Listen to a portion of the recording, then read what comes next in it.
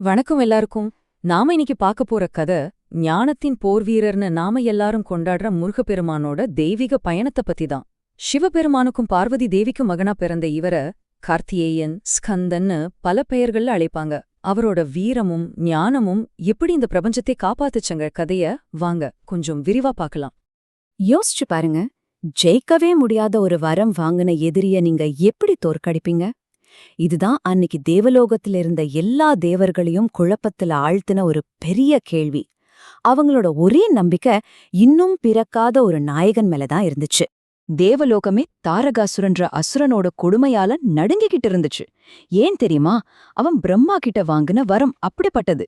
சிவபெருமானோட மகனால மட்டும்தான் அவனுக்கு மரணம் நிகழும். ஆனா அந்த நேரத்துல பிரபஞ்சத்தோட நாயகனான சிவபெருமானோ இமயமலையில ஆழ்ந்த தியானத்துல இருந்தார். இந்த பிரபஞ்சத்தோட சமநிலைய திரும்ப கொண்டு வர ஒரு நாயகன் பிறந்தே ஆகணும். அப்படி ஒரு தெய்வீக தேவையோட விளைவா நடந்த முருகப்பெருமானோட அற்புத பிறப்பு கதைய இப்ப நம்ம பார்க்கலாம். கார்த்திகேயனோட பிறப்பு இருக்கே, அது ஒரு தெய்வீக அற்புதம். அதோட பயணம் எப்படி இருந்துச்சுன்னா, முதல்ல சிவபெருமானோட நெற்றிக்கண்ணுல இருந்து ஒரு பெரிய தீப்பொறி கிளம்புச்சு. அதோட வெப்பத்தை அக்னி தேவனால கூட தாங்க முடியல. அவரு அத நேர புண்ணிய நதியான கங்கை கிட்ட கொடுக்க, கங்கையும் அத சரவண பொய்கையில கொண்டு போய் சேர்த்தாங்க. அங்க அந்த தெய்வீக பொறி 6 அழகான குழந்தைகளா உருவெடுக்குது. கடைசியா அன்னை பார்வதி தன்னோட தாய்மை அன்பால அந்த 6 குழந்தைகளையும் ஒன்னா அணைக்கிறப்போ அவங்க 6 முகமும் 12 கைகளும் கொண்ட ஒரே தெய்வீக குழந்தையா முருகனா மாறினாங்க. அவரோட 6 முகங்கள் சும்மா ஒரு தோற்றம் மட்டும் இல்ல, அது அவரோட எல்லையில்லாத ஞானத்தோட அடையாளம். ஷண்முகன்னு சொல்றதுக்கு ஏத்த மாதிரி அவரால எல்லா திசைகள்லயும் ஒரே நேரத்துல பார்க்க முடியும். இதோட அர்த்தம் என்னன்னா, தீமை எங்கேந்து வந்தாலும் சரி, அதை எதிர்கொண்டு அழிக்கிற முழுமையான விழிப்புணர்வும் ஆற்றலும் அவருக்கு இருக்குன்னு அர்த்தம். எந்த ஒரு ஹீரோக்கும் ஒரு சக்தி வாய்ந்த ஆயுதம் இருக்கும் இல்லையா? முருகன் கையில இருக்கிறது வெறும் ஆயுதம் இல்ல, அதுவே சக்தியோட ஒரு வடிவம். அந்த தெய்வீக வேலை பத்தியும் அதோட சக்திய பத்தியும் இப்ப தெரிஞ்சுக்கலாம். இந்த வேல் சாதாரணமான ஆயுதம் இல்ல, அது அன்னை பார்வதியோட சக்தியில இருந்தே உருவாக்கப்பட்டது. தன்னோட அன்பு, ஆசீர்வாதம், பாதுகாப்புன்னு எல்லாத்தையும் அந்த வேல் மூலமா தம் மகனுக்கு கொடுத்தாங்க அன்னை. இந்த வேலோட உண்மையான சக்தி வெளியில இருக்க எதிரிகளை அழிக்கிறது மட்டும் இல்ல, அது நமக்குள்ள இருக்கிற அறியாமை, ஈகோ, இருட்டு மாதிரியான உள் எதிரிகளை துளைச்சு அழிக்கிற தெய்வீக ஞானத்தோட கூர்மையான வடிவம். அது வெறும் ஆயுதம் இல்ல, அதுவே ஞானம். சரி, இப்போ கதை அதோட உச்சக்கட்டத்துக்கு வருது.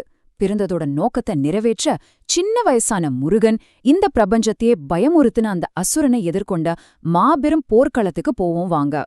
தேவர்களுக்கும் அசுரர்களுக்கும் நடந்த அந்த போர் சும்மா சொல்லக்கூடாது, விண்ணும் மண்ணும் நடுங்குச்சு. ஆனா இளம் கார்த்திகேயன் தன்னோட தெய்வீக சக்தியால அன்னை பார்வதி கொடுத்த சக்தி வேலை வச்சு தாரகாசுரனோட மார்ப பிளந்தாரு. அவனோட கொடுங்கொன்மை முடிவுக்கு வந்துச்சு. 3 உலகத்திலையும் தர்மமும் அமைதியும் திரும்ப வந்துச்சு. வெளியில நடந்த போர ஜெயிச்சாச்சு. ஆனா முருகனோட வாழ்க்கையில இன்னொரு சோதனை காத்துட்டு இருந்துச்சு. இது ஆயுதங்களால நடக்கிற போட்டி இல்ல, ஞானத்தால நடக்கிற போட்டி. இது அவருக்கும் அவரோட அண்ணனான விநாயகருக்கும் நடுவுல நடந்த ஒரு புகழ்பெற்ற கதை. ஞானத்தை அடைய 2 வேற வேற வழிகள் இருக்குன்னு காட்டுற மாதிரி இருந்துச்சு இந்த போட்டி. கார்த்திகேயன் கடின உழைப்புங்கிற செயலோட பாதையை தேர்ந்தெடுத்தாரு. ஆனா விநாயகரோ பக்தி மற்றும் ஞானத்தோட பாதையை தேர்ந்தெடுத்தாரு. அவருக்கு பெத்தவங்க தான் உலகம். ஞானத்துக்கு பல வழிகள் இருக்குன்னு உணர்ந்த கார்த்திகேயன் உலகத்தையே துறந்து உண்மையான ஞானத்தை தேடி புறப்பட்டாரு. அவரு தென்னிந்தியால இருக்கிற பழனிமலைக்கு போய் அங்க ஒரு துறவியா தவம் செய்ய ஆரம்பிச்சாரு. இந்த ஒரு சம்பவம் தான் அவரை தமிழ் மக்களோட இருதயத்துல பழனியாண்டியா நிலைநிறுத்துச்சு. ஒரு போர்வீரன் எப்படி பிரபஞ்சத்துக்கே குருவா மாறினான், படைப்பு கடவுளான பிரம்மாவை விட முருகனோட ஞானம் எப்படி உயர்ந்ததுன்னு விளக்குற ஒரு முக்கியமான கதைய இப்ப பாப்போம். ஆமா, முடியும்.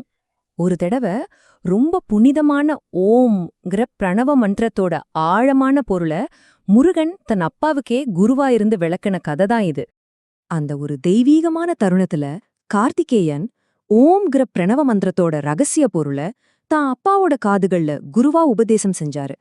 தன் மகனோட எல்லையில்லாத ஞானத்தை பார்த்து மெய் சிலிர்த்து போன சிவபெருமான் அன்னையிலிருந்து அவரை சுவாமிநாதன், அதாவது சுவாமிக்கே நாதன்னு கூப்பிட ஆரம்பிச்சாரு. இந்த நிகழ்வு முருகன் ஒரு போர்வீரன் மட்டும் இல்ல, ரொம்ப உயர்ந்த ஆன்மீக குருங்கிறத இந்த பிரபஞ்சத்துக்கே உணர்த்துச்சு. சரி, இவ்ளோ நேரம் முருகனோட கதைய கேட்டோம்.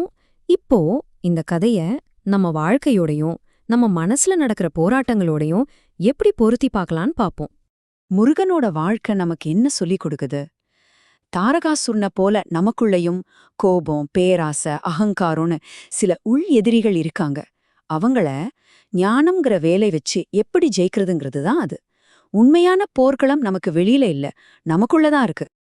உங்க மனசுதான் உங்க போர்க்களம். அதோட தளபதியா இருக்கிற நீங்க தயாரா?